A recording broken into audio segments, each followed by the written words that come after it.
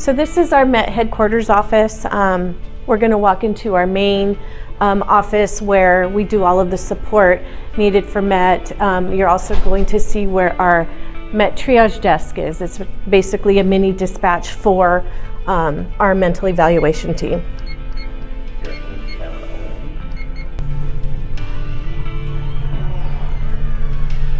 Okay, so this is our mental evaluation team's triage desk, and it's set up like a mini dispatch center that our patrol stations have.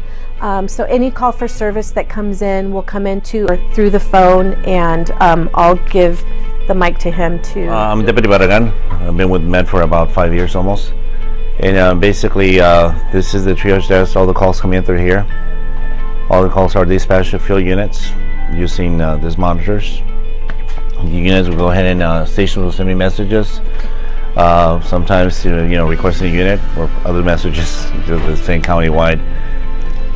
This is a separate database that was created by our then lieutenant that was here at the time, and that's just to keep track of the number of calls that we get specifically to our unit. We assist CHP, other agencies. Just on Tuesday, we assisted Huntington Park PD with the jumper of Florence and Alameda, and I believe that you responded to that, right? I'm going to come closer to the mic. Sir, can you describe a jumper to the audience? Well, that's basically someone that was in crisis and attempting to commit suicide, and our job is basically to de-escalate and bring him out of that situation. And we're successful. We managed to, our units were successful in getting him to get over the fence, and they were able to hospitalize him without incident. It's pretty much fully loaded. This is the passenger compartment on this side for any of my DMH partners or anything we want to put there. If you want to take a look at it, there's a lot of information thanks to the technology. I also have the PA system on this car. It's extremely useful because it's loud. The lights and sirens are very state-of-the-art. And I mean, when I do call outs, I have an amazing PA system. This is Deputy Perez, as you can see, very loud. So I'm able to hear me when I'm outside a residence on a barricaded individual. I have a loud PA system. These door panels, they're ballistic. Both of the driver and the passenger, ballistic door panels. And the lights also, they're amazing. From a far distance, people are able to see when I'm going code 3 at night. The lights are amazing. And if we go work our way around, I'm going to show you the oh, actually, since we're here, this is the site for my DMH partner, for my clinician. This is where she sits, and it's equipped with a blue line, so that they tap their computer into that blue line there. They're able to get their DMH information.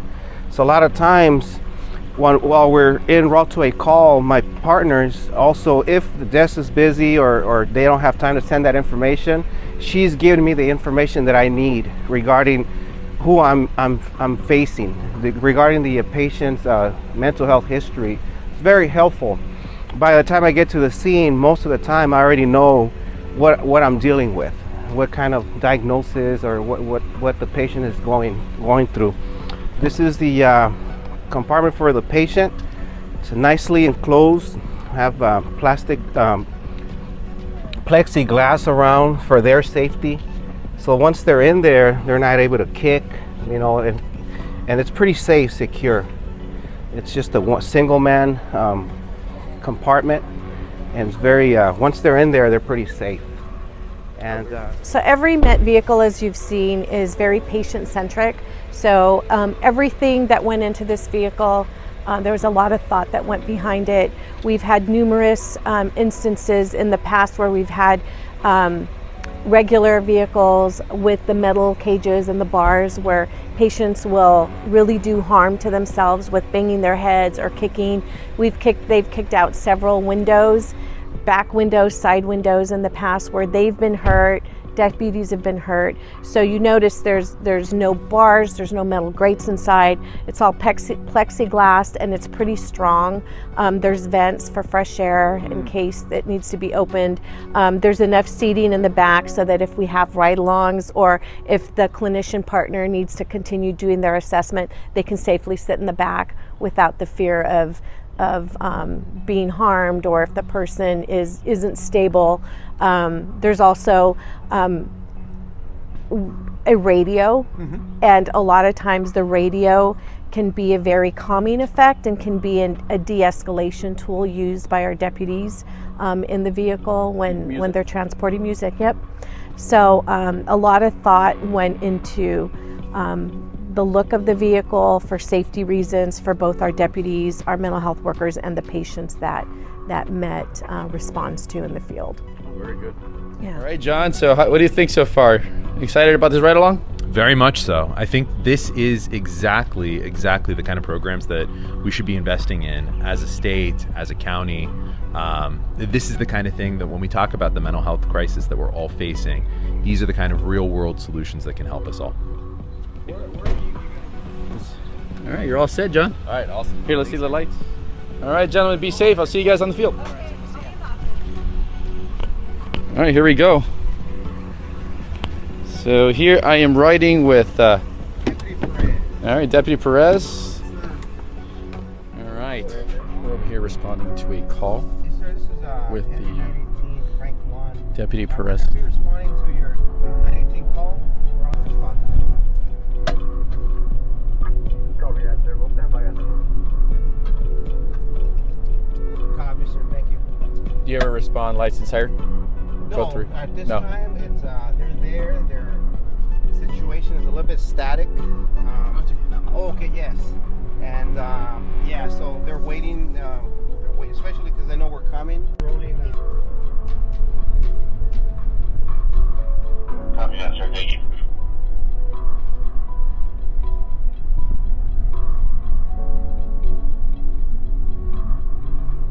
So at this point, deputies are outside the residence already. The information they have, he wants to kill his family. So they're afraid and waiting for the med team to arrive. Wow. Intense moment.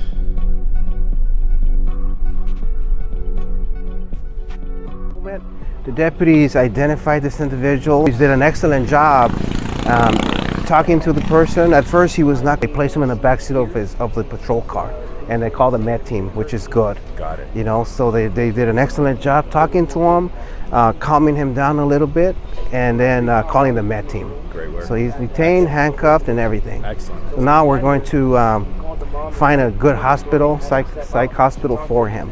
Because I actually have been here before myself. He does have extensive history. And the issue is he makes threats to kill his parents. That's concerning. So we're here to help him. Of course. Yeah. My name is Sanjay Shah. I'm a LCSW by profession, and I'm working as a program head with the Department of Mental Health, working side by side with Lieutenant Brice on a co-response model of DMH and LASD, responding to the mental health crisis in the field. You guys accompany deputies on calls that Absolutely. require your assessment. Absolutely. So we have a licensed clinicians who are going out in the field with the deputy who is an unmarked car, Yes. responding to a patrol call to a 911 situations involving mental illness or the person who has a suspected mental illness.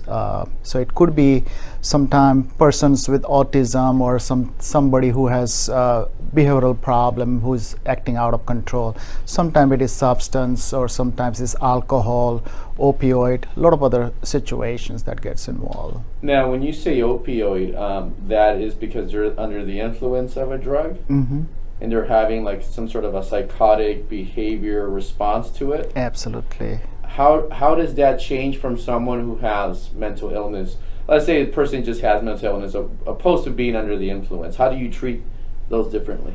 So as far as the threat is concerned, as far as the dangerousness is concerned, Yeah. we don't discriminate between substance or mental illness, because when we go out in the field, Yes.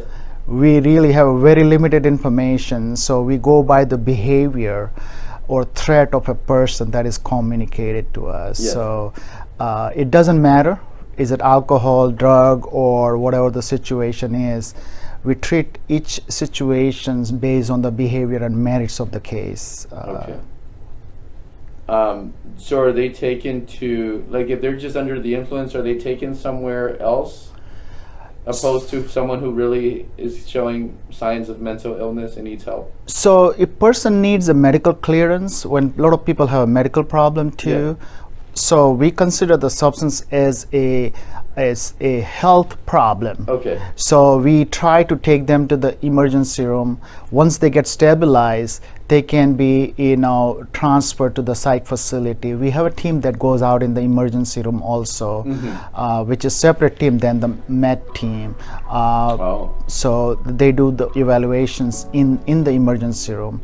But a person merits dangerousness, then we will write the hold and we'll give that hold to the emergency room at that point, so they can transfer the client to the best psychiatric hospitals that when the person is stable and medically detox, what we call. Okay. Oh, very good. So you were explaining the differences between a deputy sheriff or a police officer who is just academy trained but has no mental evaluation training, opposed to someone like yourself who has been through the proper training. Can you explain how long your training is, and then how you would handle the scenario different if a person would be armed with a weapon? Absolutely. I have the luxury of being with the mental evaluation team, which we go through, rigorous training, 700 hours of mental health training, versus a patrol deputy that gets very limited training. So in a situation where we have an individual that possibly committed a crime that, for example, may be schizophrenic and he's paranoid and may have a weapon in his hand or may have a stick or whatever you can think of.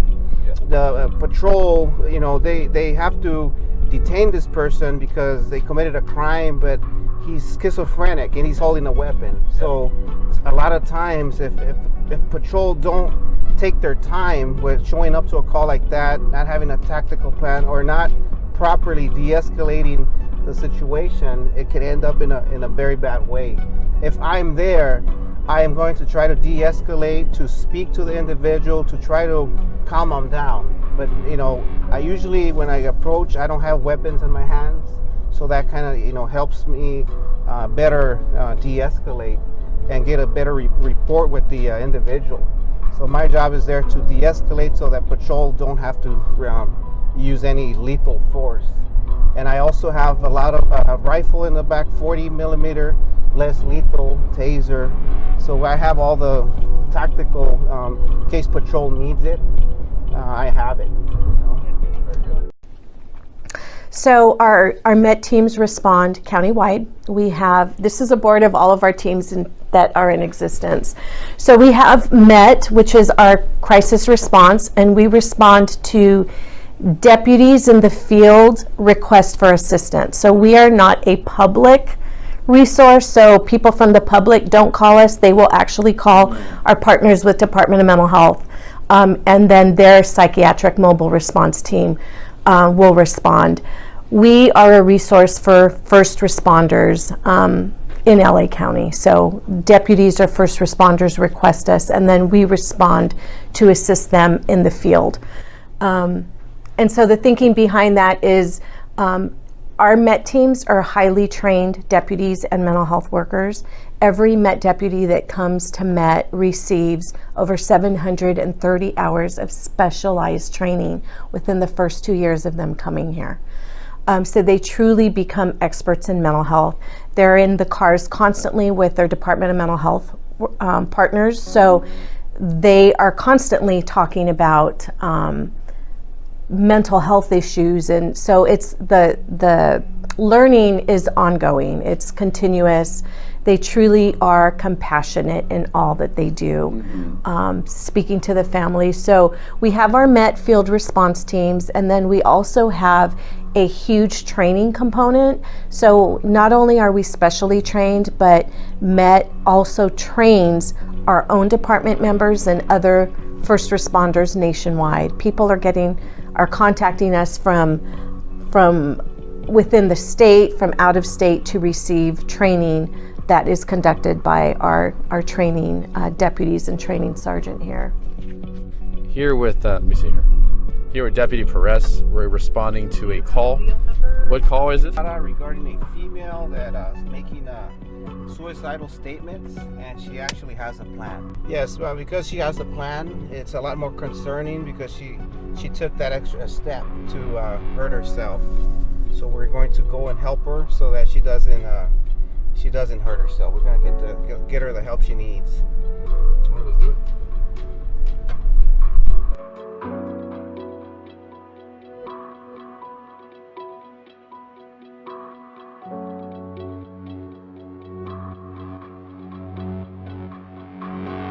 The influence of drugs. So when MET is requested to respond to the Welfare and Institutions Code, that basically states if a person is a danger to themselves, somebody else, or is gravely disabled, which means they're unable to care for their own basic needs of food, clothing, and shelter due to a mental disorder, we can place them on these holds for their involuntary psychiatric hold for assessment.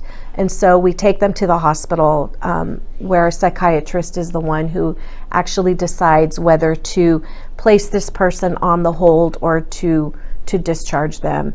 And sometimes they are under the influence, but being under the influence of any substance alone does not make that person qualify for taking them against their will. They still have to meet one of those 3 criteria. And when they're in the field assessing, they're assessing the person for the signs and symptoms that they are displaying. And so signs and symptoms of somebody being under the influence of a substance and mental illness are basically the same. So it's not our job in the field to figure out whether it's drugs or whether it's the mental health issues. If they're presenting the same, we assess based on their presentation and what we see and the information we receive from family members. And as long as they meet one of those 3 criteria, whether it's only the drugs or a mental illness, they're not in their right state of mind, and that substance abuse in their system is considered the mental disorder at that point. So we do not discriminate. We take them if they meet one of those 3 criteria. And then, as my partner, Mr. Shaw, went on to explain, then they need to go through the medical clearance and getting physically detoxed from that substance. Yeah, so I reached out for help, and we're here to help her. You know, we're gonna get her the psychiatric services that she needs. How common are these calls, like this type of call? Well, they're very common, you know, and a lot of times people are feeling hopeless. They don't know what to do. In this particular case, I'm glad she reached out for help, which is great, because that's not always the case. And so they're very common. The depression is hard right now. There's a lot of things are going on right now. So yes, the depression's on the rise, unfortunately. You know. Well, thank you for your service and everything that you guys do, especially at the MET team, because you guys save a lot of lives. I appreciate that, sir. You know, I'm happy to be part of the mental evaluation team, and it's very rewarding to be able to assist people with mental, under distress. Well, thank you again. Thank you. Psychiatric hospital. We've placed our patient on a 72-hour hold, 5150. So the patient will be here at least, up to 72 hours at that point. So in the field, we are hearing from our partners in patrol that there seems to be a 30% increase in calls for service dealing with the mentally ill. Now, I have worked in mental health for 29 years. Before I became a deputy, I was a mental health worker on the MET team.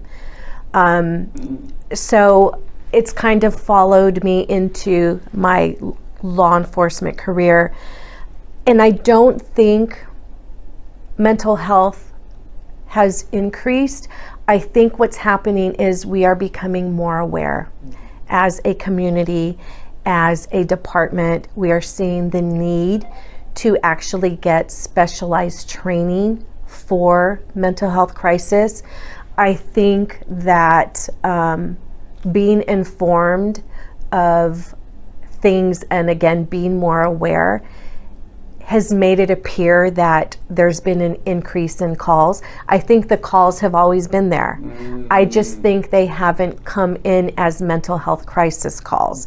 I think they've come in, and we still see it now on just regular police calls. Very rarely does a call end up being what it comes out as. And so a lot of times what we see is a family disturbance. In the end ends up, we find out it's really a person having a mental health crisis. Lieutenant Breeze, thank you very much for the kind tour that you gave us. Amazing facility, amazing work that you guys do here for all the residents of Los Angeles County. John, do you have any words? So thank you so much, Lieutenant Breeze. These are exactly the kind of programs that more people should be aware of. This is the kind of thing that I think on both sides of the aisle we can get agreement that this is a common sense solution that is very much needed in this county, across the state, across the country, really. So thank you for everything that you and your entire team do every day. Thank you. You're welcome.